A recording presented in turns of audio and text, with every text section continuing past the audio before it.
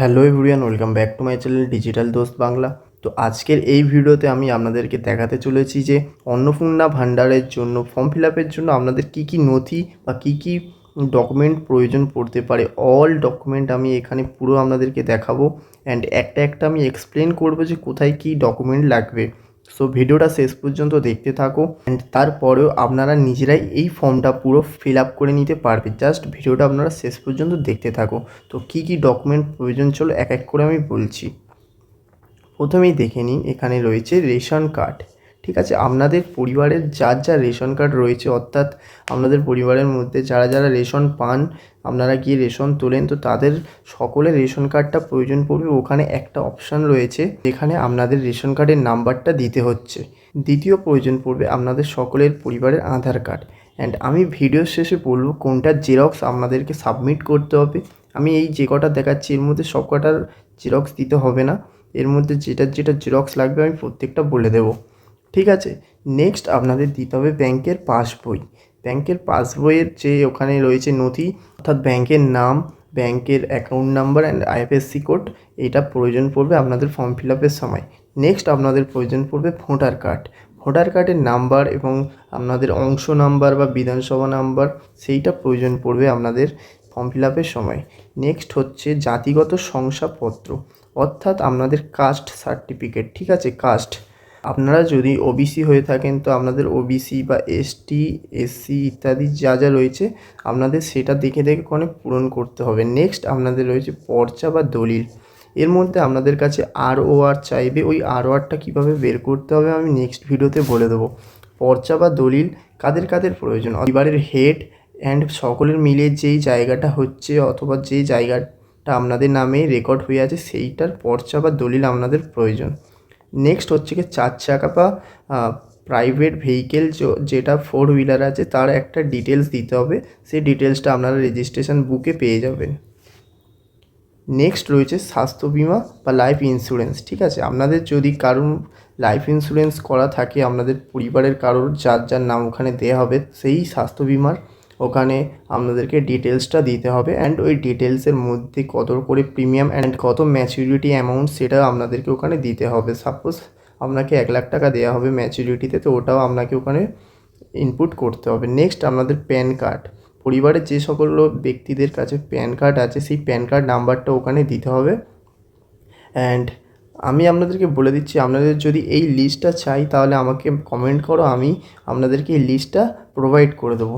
Next হচ্ছে কি শিক্ষিত সদস্যের শিক্ষাগত যোগ্যতা, অর্থাৎ আপনাদের পরিবারে যদি 4 জন শিক্ষিত থাকে তাদের কোন কোন ডিগ্রি আছে, অর্থাৎ কত পর্যন্ত পাস, MA BA উচ্চ মাধ্যমিক মাধ্যমিক, সেটা ওখানে আপনাদেরকে প্রোভাইড করতে হবে। নেক্সট হচ্ছে কিষাণ ক্রেডিট কার্ড বা আরও 4-5টা ক্রেডিট কার্ড আছে ওখানে, স্টুডেন্ট ক্রেডিট কার্ড, বাকি আরও কয়েকটা নাম আছে, সেইগুলো প্রয়োজন পড়বে। যদি থেকে থাকে তাহলে আপনাদের ওখানে ইনপুট করতে হবে। নেক্সট একটা ইম্পর্টেন্ট, SIR 2026-এ যদি নাম বাদ থাকে তাহলে ট্রাইব্যুনাল নথি, অর্থাৎ আপনি যদি নেক্সট আর একবার প্রসেস করে থাকেন আপনাদের নতুনভাবে ভোটার কার্ড করতে দেওয়ার জন্য, তাহলে ওখানে আপনাদের অ্যাপ্লিকেশন আইডি বা বাকি সব কিছু প্রোভাইড করতে হবে। নেক্সট হচ্ছে শিশু সদস্য কোন স্কুলে পড়ে তার বিবরণ, অর্থাৎ আপনাদের বাড়িতে বা পরিবারে যেই কজন শিশু রয়েছে তারা স্কুলে পড়ে যেই কজন, তাদের বিবরণ দিতে হবে যে তারা কোন স্কুলে পড়ে, গভর্নমেন্ট নাকি প্রাইভেট ইত্যাদি। ঠিক আছে, নেক্সট হচ্ছে শিশু সদস্য টিকাকরণ, আপনাদের পরিবারের যেসব শিশুদের টিকাকরণ করা রয়েছে, টিকাকরণ অর্থাৎ ভ্যাকসিনেশান, বাচ্চাদের পোলিও, হাম ইত্যাদির ভ্যাকসিনেট করা হয় ছোটোবেলায়, তো সেই ভ্যাকসিনেশানের ডিটেলস আপনাকে ওখানে প্রোভাইড করতে হবে। নেক্সট আপনাদের প্রোভাইড করতে হবে সরকারি চাকরি বা পেনশনভোগী।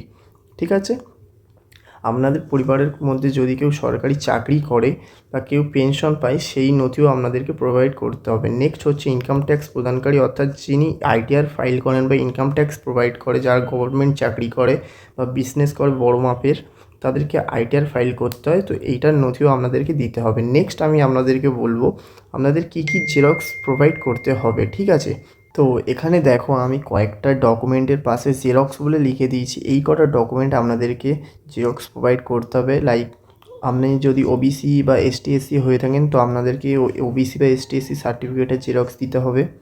নেক্সট আপনাদের পরিবারের কতটা জায়গা জমি রয়েছে সেটার পর্চা, দলিল বা আরওআর আপনাকে দিতে হবে, ঠিক আছে? সেটার জেরক্স আপনাকে প্রোভাইড করতে হবে। নেক্সট, যদি আপনাদের শিশুদের টিকাকরণ হয়ে থাকে তাহলে আপনাদেরকে সেই টিকাকরণের কার্ডের একটা জেরক্স দিতে হবে। নেক্সট, আপনাদের যদি সরকারি চাকুরি হয় বা কোনো বেসরকারি যে কোনো ধরনের চাকরি যদি আপনি করেন সেটার জেরক্স দিতে হবে। অ্যান্ড আপনি যদি বা আপনার পরিবারের কেউ পেনশন পেয়ে থাকে তাহলে আপনাকে সেটারও জেরক্স দিতে হবে, ঠিক আছে? এই জায়গাগুলো আমি আপনাদেরকে ফর্মে দেখিয়ে দিচ্ছি। দেখুন, এখানে আপনাদেরকে ওবিসি বা এসটি/এসসি যেটা রয়েছে সেটার ফর্মের জেরক্স দিতে হবে। নেক্সট, আপনাকে দিতে হবে পারিবারিক জমির মালিকানা। এখানে আপনাকে মিউটেশন অর্থাৎ রেকর্ড, আরওআর, বাকি রেজিস্ট্রেশনের নথি জেরক্স দিতে হবে।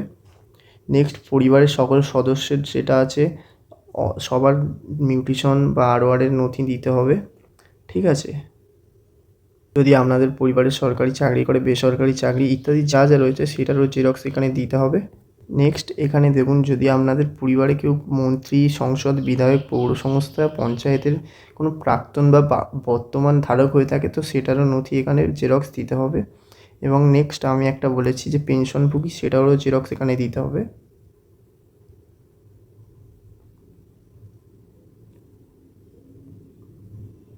তার নিচে এখানে যে টিকাকরণ, দেখুন এখানে টিকাকরণের জেরক্সটাও আপনাদেরকে প্রোভাইড করতে হবে।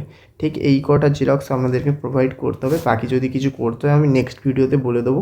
আজকের জন্য এই ভিডিওটা, যদি ভিডিওটা ভালো লেগে থাকে তাহলে লাইক করে দেবেন অ্যান্ড চ্যানেলটা সাবস্ক্রাইব করতে ভুলবেন না, যাতে নিউজগুলো আরও তাড়াতাড়ি পৌঁছে যায়।